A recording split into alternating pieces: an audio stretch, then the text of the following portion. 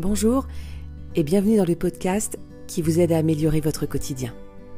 Je suis Virginie, coach et hypnothérapeute. J'utilise l'hypnose mais aussi l'ésotérisme dans mes accompagnements et je suis spécialisée dans l'accompagnement du stress et des angoisses. Dans mes podcasts, je suis là pour vous aider à retrouver une sérénité dans votre vie, à mieux être. Et grâce à des séances de méditation guidée, des séances d'auto-hypnose, mais aussi j'aimerais vous partager mes pensées, mes réflexions, et peut-être alors nous trouverons ensemble un équilibre et des solutions afin de créer une vie qui vous ressemble. Je vous souhaite une très bonne écoute.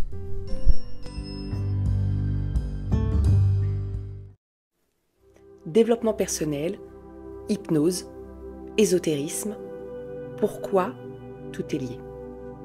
Bonjour et bienvenue dans ce tout premier épisode d'Esprit Libre, le podcast qui j'espère vous apportera un peu de bien-être. Je suis heureuse de partager cette nouvelle aventure avec vous. Il y a longtemps que j'avais envie de me lancer, et bien ça y est, c'est chose faite. Mais je dois vous avouer que ça me fout grave la trouille. Ça pourra d'ailleurs peut-être être le sujet d'un autre épisode, la peur de se lancer dans un nouveau projet. Mais pour aujourd'hui, on va rester concentré sur le sujet du jour qui j'espère vous plaira. Au fil des épisodes, comme lors de mes accompagnements, j'espère pouvoir vous apporter un peu de sérénité avec le développement personnel, l'hypnose et l'éveil à l'extrasensoriel avec l'ésotérisme.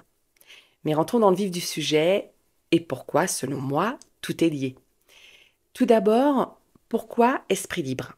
Eh bien, parce qu'à travers ces trois pratiques du dev perso, de l'état modifié de conscience avec l'hypnose et du monde de l'invisible avec l'ésotérisme, j'ai découvert, et peut-être que vous aussi, qu'on pouvait libérer, soulager notre esprit, notre cerveau de la charge mentale, du stress, des angoisses qui nous envahissent parfois et qui peuvent avoir un impact direct sur notre corps.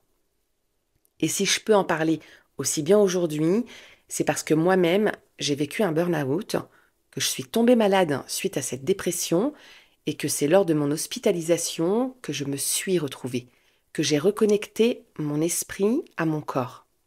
Car depuis toute petite, j'ai une certaine sensibilité, une connexion à l'invisible, mais je l'ai longtemps étouffée pour me plier aux critères de la société.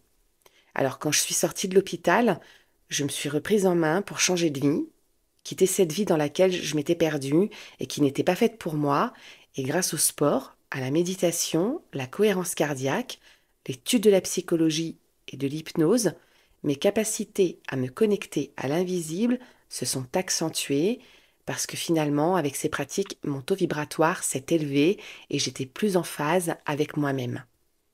C'est pourquoi aujourd'hui, pour moi, comme pour les personnes que j'accompagne, j'utilise l'hypnose et l'ésotérisme avec la pratique de la lithothérapie, le soin par les pierres, du magnétisme avec le pendule, la cartomancie et la numérologie. Vous savez, pour moi aujourd'hui, c'est ça la spiritualité. C'est mettre en accord notre esprit, notre inconscient et tout ce qu'on est capable de ressentir avec notre corps. La spiritualité, c'est notre petite voix intérieure, notre âme, qu'on matérialise par nos actions et nos croyances. Alors, bien sûr, libre à chacun de vivre sa spiritualité comme bon lui semble et de la comprendre de la manière la plus juste pour lui. Il n'y a pas de meilleure façon qu'une autre, il y a juste pour chacun ce qui résonne le plus fort et de l'appliquer pour se sentir bien et en accord. Et donc pour moi, le dev perso avec la psychologie, l'hypnose et l'énergie de l'invisible qui se matérialise avec l'ésotérisme sont intimement liés. Car depuis la nuit des temps, nous utilisons ces trois techniques pour comprendre notre fonctionnement et nos réactions face à certaines situations et nous les utilisons pour aller mieux, pour travailler sur nous et nous améliorer, que ce soit émotionnellement, spirituellement et physiquement. Le dev perso tel qu'on le connaît aujourd'hui est un peu galvaudé, je dois bien le reconnaître, nous a été apporté, selon moi, par nos plus grands philosophes. Ils nous ont donné, en quelque sorte, une ligne de conduite à tenir qui nous aide au quotidien quand nous rencontrons des épreuves, des difficultés. Sénèque disait « Vivre, ce n'est pas attendre que l'orage passe, vivre, c'est apprendre à danser sous la pluie ». C'est une de mes citations préférées et elle est d'ailleurs affichée sur l'un des murs de chez moi. Socrate lui disait que celui qui veut changer le monde se change déjà lui-même. Et Platon, lui, nous disait « Les maux du corps sont les maux de l'âme ».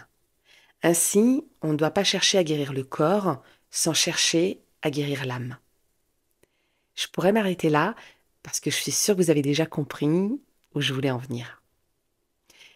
Le dev perso, c'est des techniques, des méthodes, des actions, des exercices, un courant de pensée aussi peut-être, qui propose de développer la connaissance de soi, de valoriser nos talents et notre potentiel, de travailler à une meilleure qualité de vie afin de réaliser nos rêves et d'atteindre nos objectifs. Et je vais vous dire une chose, parmi ces exercices, il y en a un qui m'a beaucoup frappée, car pour moi il s'inspire directement de la numérologie et de l'astrologie, c'est l'énéagramme. Vous connaissez certainement. Vous savez, c'est ce cercle numéroté de 1 à 9 qui définit plusieurs personnalités. Il est très utilisé en entreprise par les RH, les ressources humaines, pour mettre en poste les personnes adéquates. Paul Pironnet, que vous connaissez sûrement, l'explique très bien si ça vous intéresse. Vous pouvez le retrouver sur YouTube, Facebook et peut-être même Instagram. Et puis il y a une chose aussi en développement perso qui est très très très important pour moi et qui pour moi est la clé numéro 1, c'est la santé. Car là, sans la santé, on ne fait rien. Eh bien, Hippocrate disait « Nul ne peut se prétendre médecin s'il ne connaît les bases de l'astrologie. » Et ouais. Là aussi, on retrouve ce trait de connexion entre le corps, l'esprit et l'ésotérisme. Et en dev perso, on parle beaucoup d'énergie, de loi d'attraction, que nos pensées déterminent nos actions et qui nous devenons. Nous connaissons tous les travaux de Newton sur l'énergie, mais saviez-vous qu'il utilisait le pendule et la loi de la vibration? Alors certains diront que l'énergie des pierres naturelles en lithothérapie n'est pas autre chose qu'un effet placebo. Et ouais, pourquoi pas, peut-être. Après tout, l'effet placebo fonctionne en médecine. Mais pourtant, toutes les cultures et toutes les religions utilisent les bienfaits des pierres. Et elles sont bien connues également pour l'harmonisation des chakras. Alors que l'on y croit ou pas, on doit bien constater que les premiers hommes les utilisaient et que cette pratique, elle nous est restée. Et j'en viens à l'hypnose.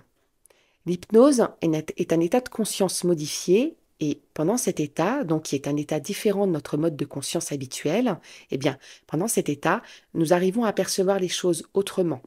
L'inconscient prend le relais sur le conscient, tout en restant connectés l'un à l'autre.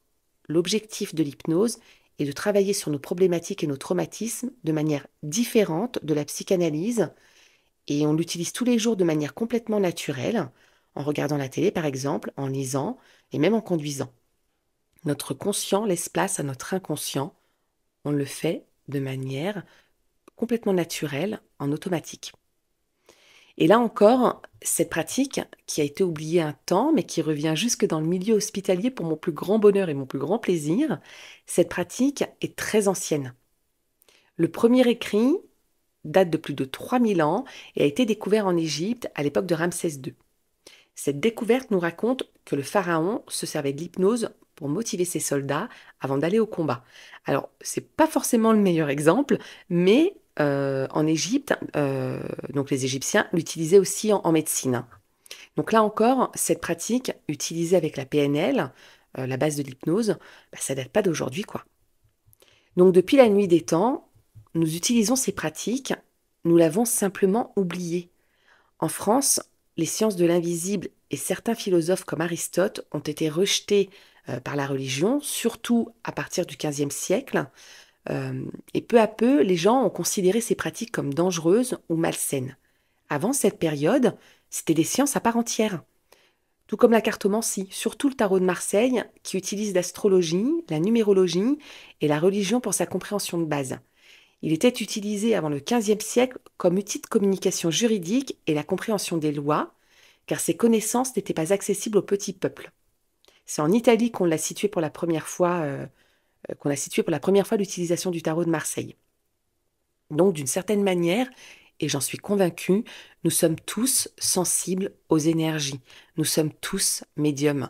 Nous avons simplement oublié comment faire. Je pense que c'est en nous reconnectant à nos valeurs, nos besoins essentiels, Notre mission sur Terre, et par mission, j'entends ce qui nous fait vibrer, ce qui nous anime, ce qui nous porte, c'est en nous reconnectant à la nature, aux uns aux autres, que nous retrouverons ces facultés. C'est pourquoi aujourd'hui, moi perso, je ne fais plus taire ce qui m'anime, vraiment, ce que je ressens, ce que je vois, ce que je perçois. Cette sensibilité à l'invisible, elle m'est bien utile aujourd'hui, et peut-être que lors d'un autre épisode, je pourrais vous raconter quelques anecdotes. Et maintenant, à travers ces quelques mots et cette réflexion personnelle, vous comprendrez mieux pourquoi je pense que le dev perso, la psychologie, l'hypnose, l'ésotérisme et le monde de l'invisible sont intimement liés. Merci de m'avoir écouté, c'est tout pour ce premier épisode. N'hésitez pas à vous abonner pour ne pas louper les prochains épisodes et partager aux personnes qui pourraient en avoir besoin. Prenez soin de vous, ouvrez votre troisième œil et je vous dis à bientôt.